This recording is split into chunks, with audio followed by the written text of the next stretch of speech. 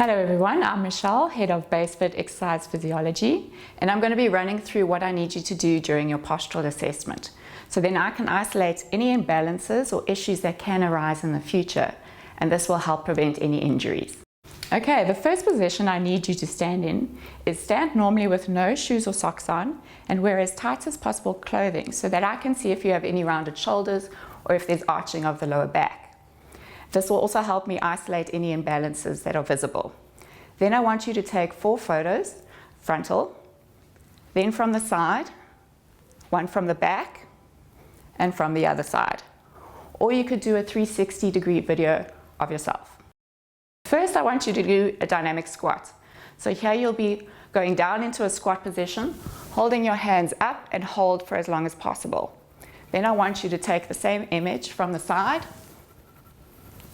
then from the back, and then the other side. Next, I want to look at your shoulder mobility. So you're going to do an outward rotation for me on one side, and then on the other side. Make a note if you feel any crunching or clicking or even pain. Then I would like a forward rotation on both arms. And then lastly, I want to see full range of motion, so you'll swing your arm forward, and then swing your arm back. Same for the other side. Again, make a note if you hear any clicking or crunching. Right, so we're going to start your fitness test now. The first exercise I want you to do is push-ups. So I want you to do them on your knees unless you know for sure that you're strong enough to do them with straight legs. So you're going to go from your knees into a straight plank position. Then I want you to go down as far as possible, preferably to the floor, and then push yourself back up again. Then I want you to count how many reps you can do in a minute and make a note on your sheet. The next exercise I want you to do is a full sit-up. If you struggle, you can do a crunch, but I'll demonstrate that for you now. So when going into a sit-up position, I want you to tuck your pelvis in, pull your belly button to your spine, and then you're going to go up, all the way up and touch, and then back down again. Like again, if you struggle, you can do a crunch where you're just lifting your shoulders slightly. Next, we're going to look at a burpee. Now, there's various ways you can do the burpee. Traditionally, you would have a push-up, but you can leave that out. So then you would do the movement of going onto your haunches, jumping out, jumping in, and then jumping up. For a less explosive movement, you would then step it. So you would go down, step out, step in, stand up. We're going to look at thrusters now. So this is an exercise that's combining a squat and a shoulder press. So you'll go into a squat and then up into a press.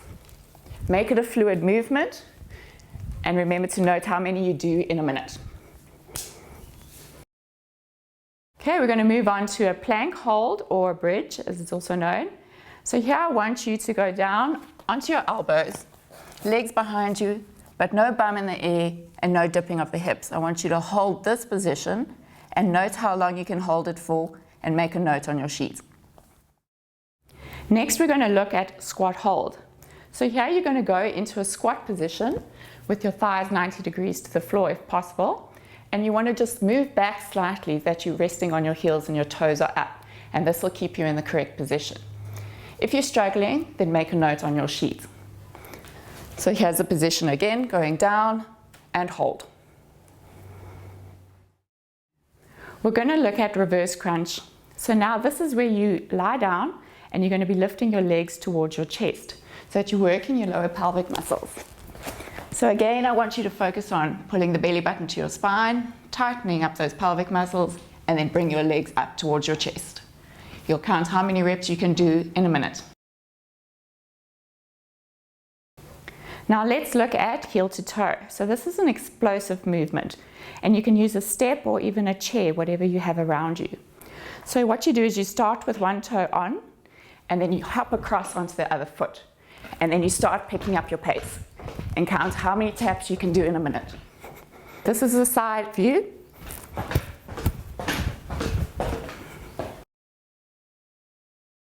Right, so let's look at double overs. Now, if you don't have a bench, you can use a chair, and you're going to rest your hands on the chair and do an explosive movement up and over, and count how many jumps you can do in a minute.